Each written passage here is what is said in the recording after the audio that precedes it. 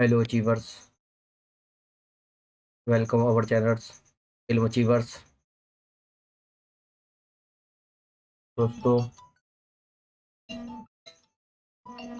आज TVS T20 series की चौथी क्लास स्टार्ट करने जा रहे हैं। इसमें बहुत ही महत्वपूर्ण प्रश्नों का संकलन किया गया है, जो आने वाली आगामी परीक्षा सीटेट और यूपीटेट में आपके लिए बहुत ही लाभदायक होगी। इसी के साथ आज हम अपनी क्लास को स्टार्ट करते हैं। आज का पहला प्रश्न है, निम्न में से किस जनपद में चंद्रप्रभा वन्य जीव अभयारण्य स्थित है? ए लखीमपुर खीरी, बी चंदौली, सी लखनऊ या डी बनारस। चंद्रप्रभा वन्य जीव अभयारण्य, तो चंद्रप्रभा जो वन्य जीव अभयारण्य है वो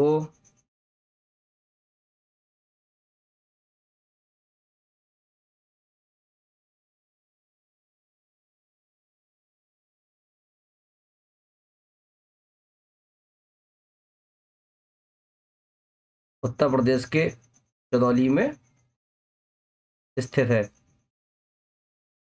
इसका आंसर होगा बी,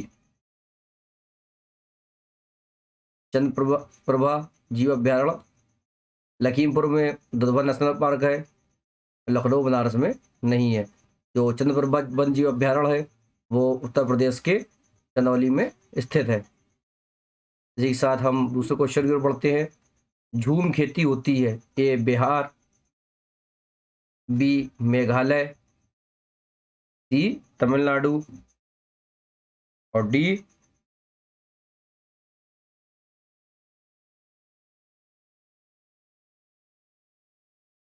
केरल।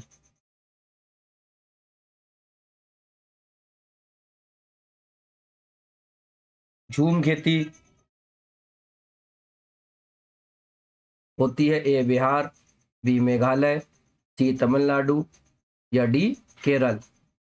तो झूम खेती जैसे कि पहले दूसरी या दूसरी क्लास में डिस्कस हो चुका है कि वो पूर्वोत्तर राज्य में होती है, तो पूर्वोत्तर राज्य यहाँ पर है बी मेघालय। मेघालय में झूम खेती होती है। झूम खेती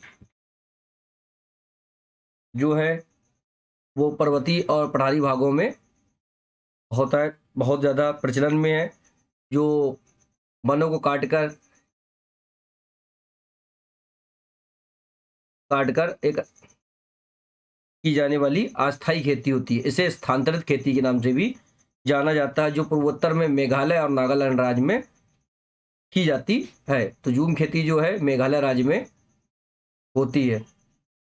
तीसरा क्वेश्चन है, पर्यावरण को बचाने के लिए चिपको आंदोलन से कौन सा राज्य जुड़ा हुआ है?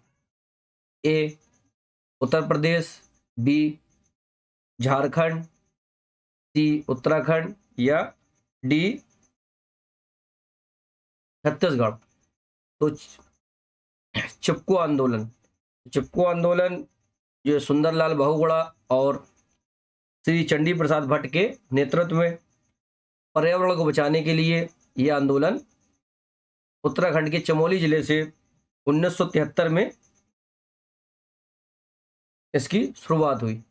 यानी कि जो ये आंदोलन है वो उत्तराखंड के चमोली जिले से प्रारंभ हुआ और 1973 में इसकी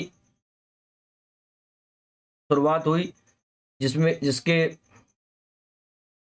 जो फाउंडर कह लीजिए या मेन कर्ता, जो मेन सदस्य थे वो सुंदरलाल बहुगुणा और श्री चंडी प्रसाद भट्ट जी थे। तो इसका आंसर है श्री उत्तराखंड। चिपको आंदोलन तो राज्य जुड़ा हुआ है वो है उत्तराखंड।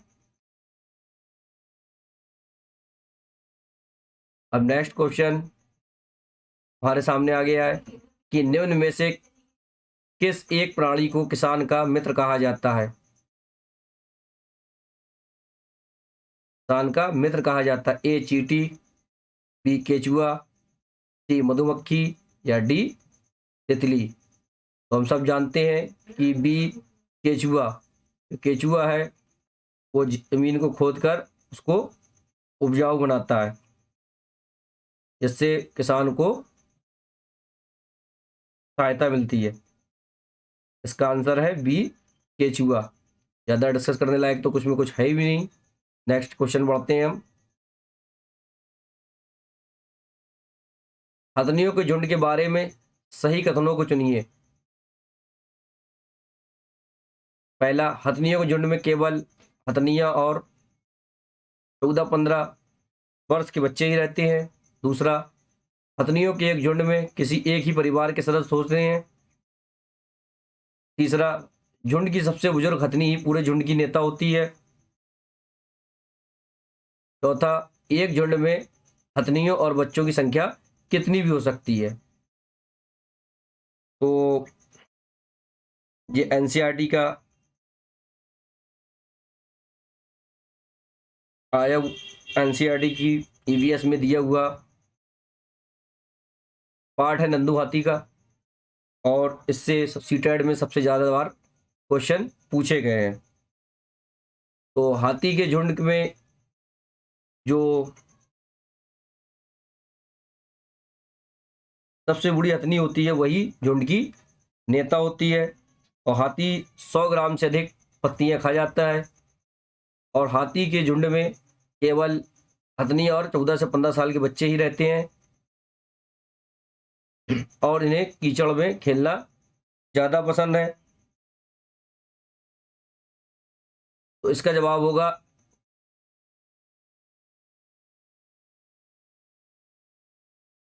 सी नंबर।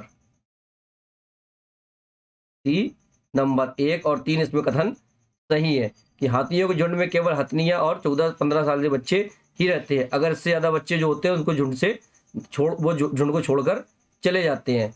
और जो झुंड में सबसे बुजुर्ग हथनी होती है वह पूरे झुंड की को लीड करती है, वही उसकी नेता होती है। ना कि एक झुंड में एक ही परिवार के सदस्य रहते हैं, और ना ही बच्चों की संख्या कितनी भी हो सकती है, क्योंकि 14 से 15 साल वर्ष के बाद बच्चे झुंड को स्वयं ही छोड़कर चले जाते हैं। नेक्स्ट क्वेश्चन है, रेगिस्तान ओक के बारे में सही कथन चुनिए। पहला है, यह पेड़ ऑस्ट्रेलिया में पाया जाता है। यह एक विशेष प्रकार का पेड़ है जिसकी जड़ें टहनियों से लटकी रहती हैं। तीसरा, इस पेड़ की जड़ें जमीन से उस गहराई तक जाती हैं जब तक कि पानी तक ना पहुंच जाए। चौथा, इस पेड़ के तने में पानी जमा होता रहता है और स्थानीय लोग पतले पाइप का उपयोग करके उपयोग करके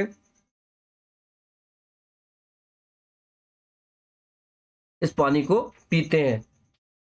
ए 1, 3, 4, बी पहला, दूसरा और चौथा, सी दूसरा, तीसरा और चौथा, डी दूसरा, पहला, दूसरा और तीसरा। तो रेगिस्तानी ओक, इसके बारे में ईवीएस में अलग से दिया गया है कि रेगिस्तानी ओक ऑस्ट्रेलिया में पाए जाने वाला पेड़ है जिसका वनस्पतिक नाम एकेसिया कोरियासिया है। यह शुद्ध शुष्क प्रदेश में पाया जाता है तथा जल की प्राप्ति के लिए इसकी जड़ें गहराई तक जाती है। तो इसमें पहला जो ऑस्ट्रेलिया में पाया जाता है कथन सही है, तीसरा कथन सही है, और चौथा इस सेकंड नंबर को जो है, यह टहनियाँ विशेष प्रकार की, ये जो बरगद वगैरह में होता है ये इसमें नहीं होता। ये अपने लंबाई के 30 गुना गहराई तक जाती जब तक इनकी जड़ें पानी में नहीं पहुंच जाए। और ऑस्ट्रेलिया के लोग छोटे पतले पाइप से इसकी तनों से जमा पानी निकाल कर पीने के लिए यूज करते हैं। तो इसका है बी नंबर, पहला, तीसरा और चौथा कथन यहाँ पर सही दिया है एनसीईआरटी के अकॉर्डिंग। जो एनसीईआरटी ईवीएस में दिया गया है उसके अकॉर्डिंग पहला, तीसरा और चौथा सही है यहाँ पर क्वेश्चन। सातवां, अबू धाबी के विषय में सही कथन चुनिए। पहला, यह रेगिस्तान इलाके में है। दूसरा, अबू धाबी में पानी पेट्रोल से महंगा है। तीसरा, यहाँ की स्थानीय भाषा अरबी है। चौथा, अबू धाबी की मुद्रा रुपए को दीनार कहते हैं। ए, एक, तीन और एक, दो और तीन। बी, एक, तीन और चौथा चार। सी, दो, तीन और चार। डी, एक, चार और तीन। यानी कि इसमें जो कथन सही है तो अबू धाबी यूएई यानी कि जो संयुक्त अरब अमीरात है उसकी राजधानी है, जो एक मध्य पूर्व एशिया में स्थित एक प्रमुख देश है। इसकी राजधानी अबू धाबी है। ये संयुक्त अरब अमीरात है जो मध्य पूर्व एशिया में अवस्थित अवस्थित है। यहाँ की मुद्रा दिरहम है, ना कि दीनार। और यहाँ पर पानी जो है पेट्रोल से महंगा है और यह एक रेगिस्तानी इलाके में है। यहाँ की स्थानीय भाषा अरबी है। तो यहाँ पर जो दिनार है वो इराक की मुद्रा है। यहाँ पर दिरहम का जो मुद्रा है दिरहम प्रचलन में है।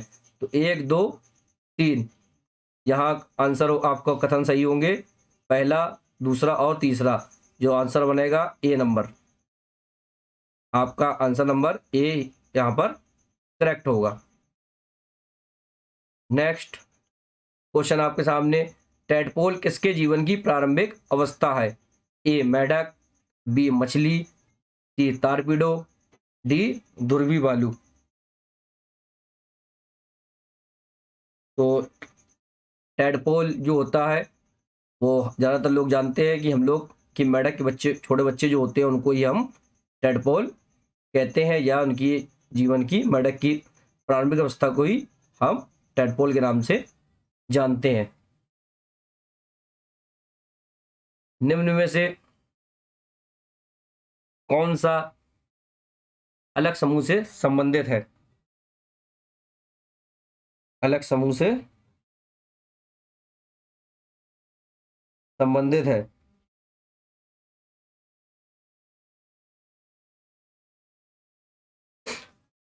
A, scurvy. B, rickets. C, रतौंधी। D, rabies. तो ए, स्कर्बी, रिकेट्स और रतौंधी।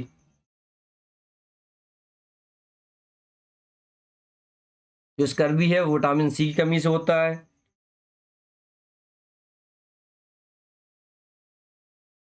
और रतौंधी भी विटामिन कमी से होती है, रिकेट्स भी। लेकिन जो रेबीज है वो कुत्ते काटने से फैलता है, इसलिए इस समूह में अलग रेबीज है। बाकी सब विटामिन की कमी से होने वाले रोग हैं। जो रेबीज है वो कुत्ते काटने से फैलता है। आसाम का प्रसिद्ध एक सींग वाले गेंडे वाला वन जीव अभ्यारण्य कौन सा है? असम का प्रसिद्ध एक सींग वाला गेंडा वन वन जीव अभ्यारण्य कौन सा है? ए, मानसा। बी, काजीरंगा। सी, गिर। या डी, कान्हा किसली। तो हम जानते हैं कि एक सींग वाले गेंडे के लिए पूरी दुनिया में मशहूर और भारत का काजीरंगा नेशनल पार्क है जो असम में स्थित है। बाकी मानसा और कान्हा टाइगर रिजर्व है और गिर नेशनल पार्क एशियाई शेरों के लिए प्रसिद्ध है। वायुमंडल की सबसे निचली परत का क्या नाम है? ए, समताप मंडल। बी, ओजोन मंडल। सी,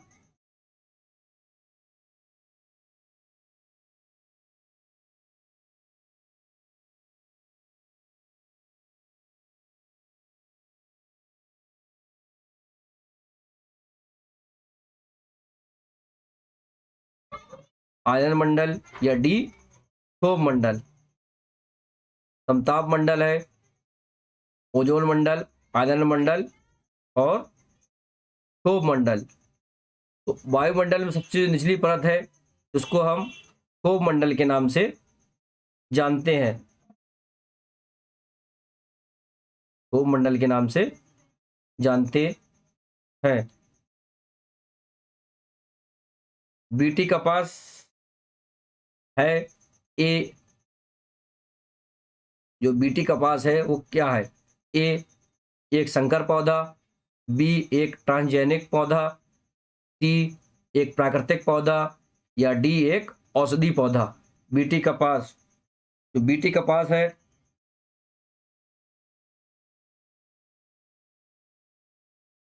क्या है?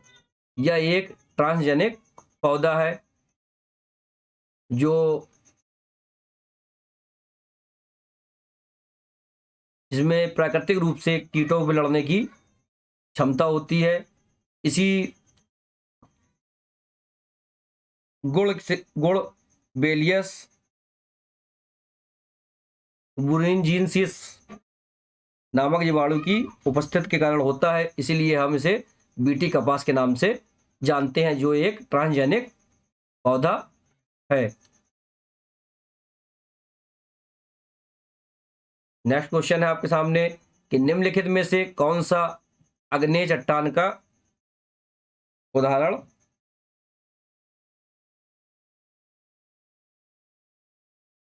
है? ए बेसॉल्ट, बी चूना पत्थर, सी स्लेट, डी ग्रेफाइट। अब अग्नि चट्टान होता क्या है? तो सबसे पहले अग्नि चट्टान को हम जानते हैं।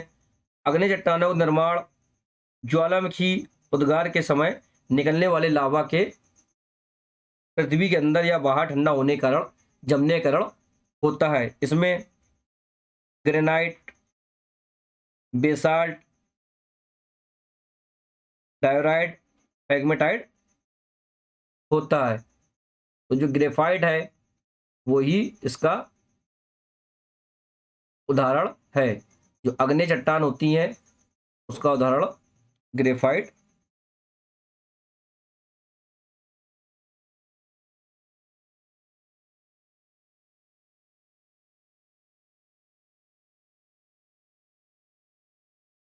ग्रेफाइट होता है। नेक्स्ट, वायुमंडल में 99% भाग पर किन दो गैसों का विस्तार है? नहीं, जो वायुमंडल है उसमें 99% भाग पर किन दो गैसों का विस्तार है या फैलाव है? ए ओजोन एवं ऑक्सीजन, बी ऑक्सीजन एवं नाइट्रोजन, सी कार्बन डाइऑक्साइड एवं ओजोन, डी आर्गन एवं ओजोन। तो हम सब जानते हैं कि जो वायुमंडल है उनमें सबसे ज़्यादा जो है वो कार्बन ऑक्सीजन और नाइट्रोजन का ही परसेंटेज है। 78% नाइट्रोजन और 21% ऑक्सीजन का परसेंटेज है, और उसके बाद अदर गैसों का कम है। इसलिए जो 99% भाग है वो ऑक्सीजन और नाइट्रोजन का ही वायुमंडल में है। इसी के साथ नेक्स्ट क्वेश्चन, नीचे दिया गया पैराग्राफ पढ़िए जिसमें गांव के एक छात्र ने अपने घर के विषय में लिखा है। मैं गांव आया हूं, अपने गांव में अत्यधिक वर्षा होती है, इसलिए हमारे घर धरती से लगभग 10 से 12 फुट ऊंचे बने होते हैं। इन्हें मजबूत बांस के खंभों पर बनाया जाता है। यह घर अंदर से भी लकड़ी के बने होते हैं। तो जैसे कि इसमें घर का वर्णन किया जा रहा है, तो पर्यावरण में दी गई थीमों में शेल्टर यानी कि आश्रय भी एक थीम है, जिसमें घरों के बारे में अलग अलग तरह के अलग अलग जगहों के घरों के बारे में वर्णन किया गया है। इसमें जो गांव का वर्णन किया गया है वो असम के गांव का वर्णन किया गया है, क्योंकि असम में ज़्यादा बरसात होने के कारण लोग धरती से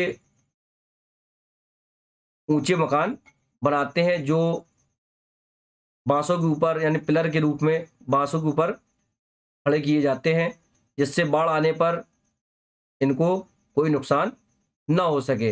इस तरह के मकान असम राज्य में पाए जाते हैं। खेजड़ाई वृक्ष के बारे में सही कथनों को चुनिए। यह पहला, यह मुख्य वृक्ष मुख्यतः रेगिस्तान क्षेत्रों में पाया जाता है। दूसरा, इसे अधिक जल की आवश्यकता नहीं होती। तीसरा, यह छायादार वृक्ष है जिसकी छाया में बच्चे खेलना पसंद करते हैं। चौथा, यह अपने तने में जल एकत्र करता है और लोग पतले पाइप से इस जल को पीते हैं। ए, इसमें कथन पहला, दूसरा और तीसरा सही है। बी, दूसरा, तीसरा और चौथा सही है। डी, सी, पहला, तीसरा और चौथा, या पहला, दूसरा और चौथा सही है। तो खेजड़ी वृक्ष मुख्यतः जो है राजस्थान में पाया जाता है। इसके वृक्ष की खासियत है कि ये कम पानी की इसमें आवश्यकता होती है और इसके लकड़ी को कीड़े नहीं लगते हैं और इसकी सब पत्तियों की सब्जी बनाकर भी खाई जाती है। तो इसमें यह रेगिस्तान में पाया जाता है, इसमें अधिक जल की आवश्यकता नहीं होती। यह छायादार वृक्ष जिसकी छाया में बच्चे खेलना पसंद करते हैं। लेकिन चौथा जो है, यह अपने तने में जल एकत्र करता है और लोग पतले पाइप से इस जल को पीते हैं। यह रेगिस्तानी ओक की खासियत है, ना कि खेजड़ी वृक्ष की।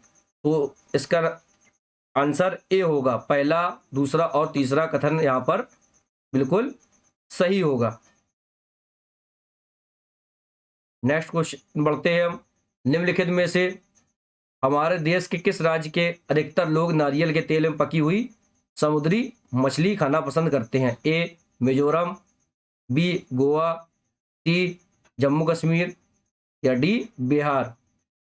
तो थोड़ा सा सेंस लगाएं कि समुद्री मछली मिजोरम, जम्मू और बिहार, यहाँ पर समुद्री किनारे नहीं है। लेकिन गोवा एक ऐसा राज्य है यहाँ पर ऑप्शन में कि गोवा जो है वहाँ पर समुद्र भी है, वहाँ पर समुद्री मछली है और नारियल वहाँ पर बहुता है, यानी बहुत ज़्यादा तादाद में पाया जाता है और वहाँ के लोग मछली को नारियल तेल में पकाकर खाना ज़्यादा पसंद करते हैं। तो जम्मू कश्मीर वगैरह में जो सरसों के तेल में ही खाना पकाया जाता है। जो एनसीईआरटी का जो भोजन थीम है फूड, उसमें ये चीज़ें बताई गई हैं।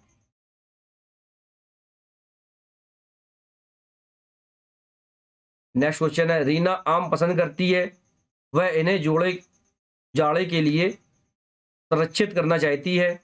निम्नलिखित में से कौन सा तरीका संरक्षण के लिए सर्वाधिक उपयुक्त है? जो रीना है वो जाड़े के लिए आम को संरक्षित करना चाहती है, तो संरक्षण के लिए सबसे उपयुक्त तरीका कौन सा है? ए, अचार और आम पापड़ बनाना। बी, जूस तैयार करना और वायुरोधी डिब्बे में संचित करना। सी, प्लास्टिक के थैले में रखना, या डी, रेफ्रिजरेटर में संचित करना। तो आम पापड़ है का एक मजेदार किस्सा एनसीईआरटी की कक्षा 5 में दिया गया है।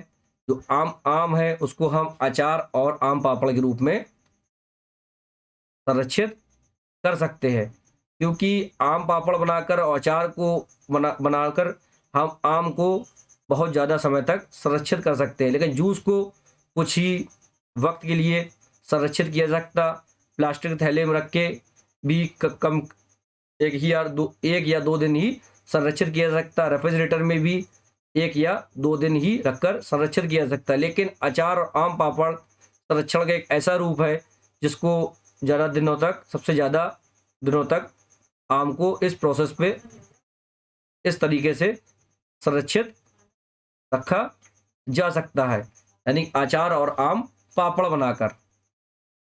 इस पौधे में पत्तियां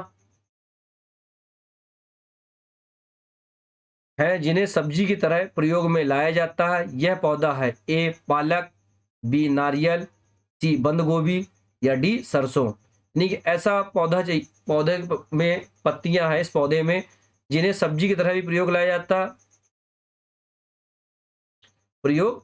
जाता है।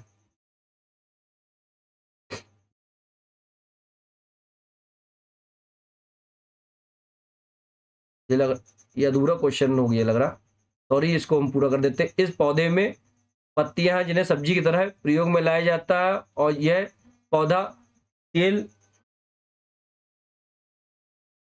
इसके बीजों का तेल भी निकाला जा सकता है। तो इसमें हम सब जानते हैं कि सरसों, जिसकी पत्तियों से साग बनाया जा सकता है और उसका तेल भी निकाला जा सकता है।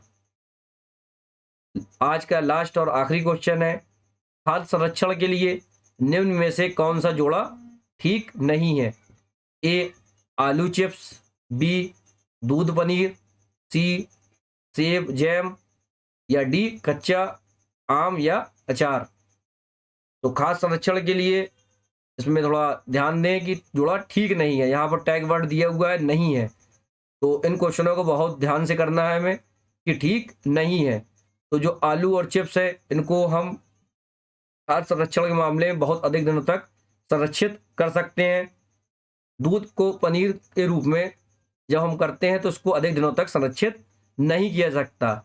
तो जो इसके अलावा जो ऑप्शन दिए हुए हैं, जैसे सेब और जैम, कच्चा आम और अचार, इनको काफ़ी दिनों तक ही संरक्षित किया जा सकता है, लेकिन दूध से जब पनीर बनाया जाता है इसको भी ज़्यादा दिनों तक संरक्षित नहीं किया जा सकता। इसी के साथ चैनल को सब्सक्राइब करें, लाइक एंड शेयर करें, और अब मिलते हैं नेक्स्ट